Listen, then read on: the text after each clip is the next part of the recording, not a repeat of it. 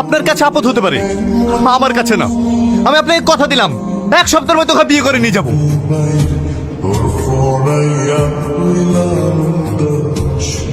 মা, কি হলো বাবু? মা, তুমি তো ভালো করেই জানো আমি সালমাকে অনেক ভালোবাসি। আমি ওর মাকে কথা দিয়েছি আমি এক সপ্তাহের মধ্যে ওকে বিয়ে করবো। তুমি আমাকে ভালো করে ফোনে বুঝি বলো না। হে তো খুব ভালো কথা, তুই এসব নিয়ে চিন্তা করিস নি, আমি তোর আব্বাকে বুঝি বলবো। আমার শোনা মা। থাক থাক হয়েছে, যা হাত পা ধুয়ে আয়, খেতে হবে। ঠিক আছে মা। ওই অনাথ মেয়ের সাথে তোর বিয়ে দেব, আমি ওখানে তোর বিয়ে দেব না।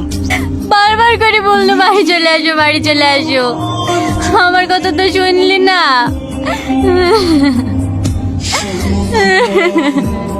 মা, তুমি কাঁদলে না, কি হয়েছে? বাবু রে, তোর আব্বা ছাদ থেকে পড়ে মাজা পিঠ সব ভেঙে গেছে। তোর আব্বাকে দেখার মতো কেউ নাই, তুই তাড়াতাড়ি ব্যাঙ্গালোরে যা মধুরে। তুমি কি বলছো মা? ঠিক আছে, আমি আজকে যাব। এ বাবু, কোথায় যাচ্ছিস তুই? আমি এক্ষুনি আসছি। আজকে বাবু তোমার খোঁজে ব্যাঙ্গালোরে যাচ্ছি, খবরটা যেন তোমাকে খুঁজে না পায়, ফোন সুইচ অফ করে রাখবা। ঠিক আছে। এত তাড়াহুড়ো করে ডাকলে আর তোমার মুখটা এত শুকনো লাগছে কেন? কি হয়েছে গো? আব্বার অবস্থা খুবই খারাপ, ব্যাঙ্গালোরের কাজ করতে গিয়ে ছাদ থেকে পড়ে গেছে। আমাকে আজকে ব্যাঙ্গালোর যেতে হবে।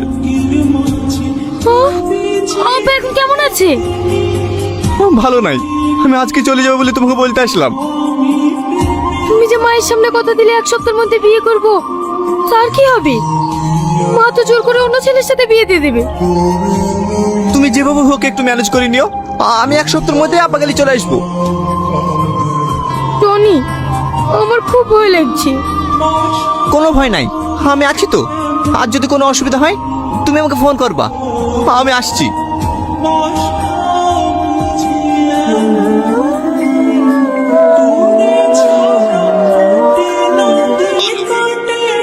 আজ 10 দিন হয়ে গেল, তুমি এখনো বাড়ি এসছো না যে?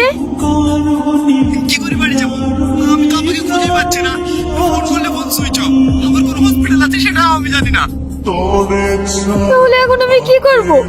ব্যাঙ্গালোরের একটা ঠিকাদারের সাথে মা বিয়ে দিয়ে লেগে উঠে পড়ে রেখেছে, এখন আমি কি করব কিচ্ছু বুঝতে পারছি না। ঠিক আছে, তুমি দুটো দিন ম্যানেজ করো, আমি আসছি।